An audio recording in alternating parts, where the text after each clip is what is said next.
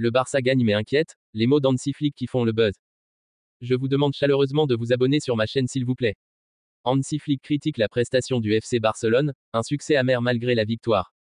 La victoire du FC Barcelone aurait dû être une fête totale, une explosion de joie au Camp Nou et dans les rues de la Catalogne.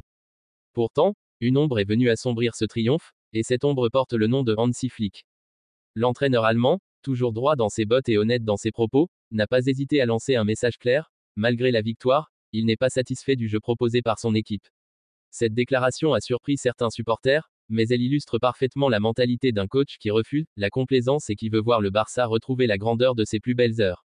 Dès le coup de sifflet final, alors que les caméras braquaient leurs objectifs sur les célébrations des joueurs, Flick a choisi un ton différent.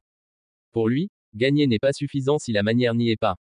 Il a reconnu les efforts des siens, mais il a pointé du doigt une deuxième mi-temps qu'il juge insuffisante, marquée par un relâchement, des approximations et une baisse de rythme qui ont failli donner espoir à l'adversaire. Et dans l'univers Blaugrana, où l'exigence est une religion, ces mots résonnent fort. Hansi Flick est connu pour sa rigueur, lui qui a marqué l'histoire en Allemagne en transformant le Bayern Munich en une machine à gagner. Son arrivée à Barcelone a été accueillie avec des espoirs immenses, on attendait de lui qu'il impose cette même discipline, cette même intensité, tout en respectant l'ADN du club catalan. Or, face à ce dernier match, il a préféré dire la vérité plutôt que de s'endormir sur les lauriers d'un score flatteur. Ce réalisme brut, certains le considèrent comme une gifle salutaire. Les joueurs eux-mêmes semblaient comprendre ce message. Pedri, capitaine d'un soir, a reconnu en zone mixte que le coach a raison. Selon lui, la première période avait montré un Barça dominateur, capable de marquer des buts et de dicter le tempo. Mais en seconde mi-temps, les erreurs techniques, les pertes de balles évitables et un manque de pressing collectif ont terni la prestation. Ce constat, partagé par plusieurs cadres, confirme que le vestiaire a bien reçu l'avertissement du coach. Les médias espagnols n'ont pas tardé à s'emparer de la déclaration de Flick. Un triomphe sans saveur, titrait le quotidien catalan Sport. De son côté, Marca a parlé une victoire en trompe-l'œil. Ces titres reflètent une vérité simple: au Barça, on n'applaudit pas seulement un score, mais la manière de jouer. L'exigence héritée de Cruyff et de Guardiola reste vivace, et Flick le sait mieux que personne. En soulignant les manquements, il ne fait que rappeler que Barcelone n'a pas le droit de trahir son identité de jeu. Pour les supporters, ce discours divise. Certains estiment que Flick est trop dur, que l'essentiel est la victoire et que l'équipe a besoin de sérénité plutôt que de critiques publiques. D'autres, en revanche, louent son honnêteté et sa lucidité. Ils considèrent qu'un coach qui se contente de peu ne ferait que plonger le Barça dans une spirale de médiocrité. L'Allemand, en posant un regard critique, montre qu'il a compris ce que signifie porter le blason Blaugrana, l'excellence ou rien. La presse internationale, elle aussi, a repris ses propos. En Allemagne, on a salué la continuité d'un coach qui, fidèle à lui-même, refuse de se satisfaire d'une victoire imparfaite. En Angleterre, certains ont comparé sa sortie médiatique à celle de Klopp ou Guardiola, deux entraîneurs connus pour leur exigence permanente. En France, plusieurs analystes ont estimé que Flick envoyait un message indirect à ses dirigeants: il a besoin de plus de qualité dans l'effectif pour imposer son projet sur la durée.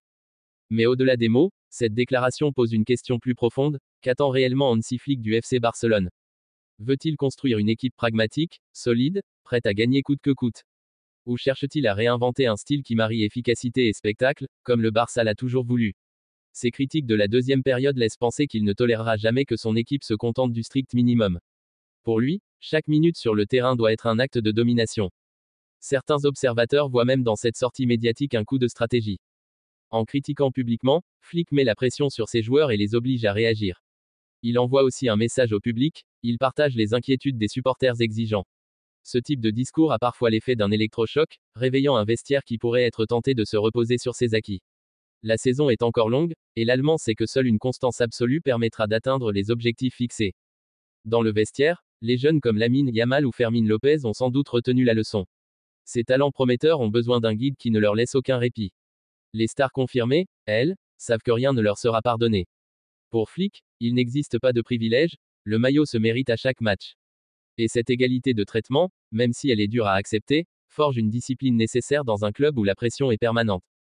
En Catalogne, les débats se poursuivent: doit-on applaudir Flick pour son exigence ou lui reprocher son manque d'indulgence après une victoire nette? Quoi qu'il en soit, cette déclaration restera comme un moment clé de la saison. Elle marque un tournant. Désormais, les supporters et les médias savent que Flick ne trichera pas avec la vérité. Pour lui, la victoire ne vaut que si elle est accompagnée de la qualité et de la constance. Ainsi, derrière ce succès en apparence éclatant, se cache une leçon plus grande. Le FC Barcelone n'est pas seulement un club qui gagne, c'est un club qui doit convaincre, séduire et imposer son style.